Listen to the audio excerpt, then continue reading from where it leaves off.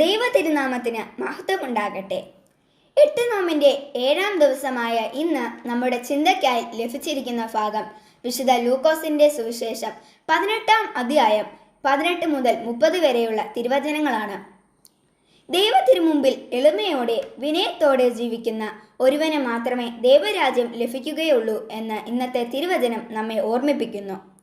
പരിശുദ്ധ അമ്മ സുവിശേഷത്തിൽ നിലകൊള്ളുന്നത് എളിമയുടെ നിറകുടമായാണ്. തൻ്റെ പുത്രന് ജന്മം നൽകാനായി മറിയം എന്ന സാധാരണ സ്ത്രീയെ ദൈവം തിരഞ്ഞെടുക്കുമ്പോൾ ഇതാ കർത്താവിൻ്റെ ദാസി എന്ന് പറഞ്ഞ് വിധേയപ്പെടുന്ന അമ്മ, തൻ്റെ ഇളയമയായ എലിസബത്തിനെ ശുശ്രൂഷിക്കാനായി തിടുക്കത്തിൽ യാത്ര ചെയ്യുന്ന അമ്മ, തൻ്റെ പുത്രന് ധൈര്യം പകർന്നുകൊണ്ട് കുരിശിൻ ചുവട്ടിലേക്ക് ഈശോയെ അനുഗമിക്കുന്ന അമ്മ. ഈ അമ്മ ലോകത്തിൻ്റെ മുഴുവൻ അമ്മയായി തീരുന്നു.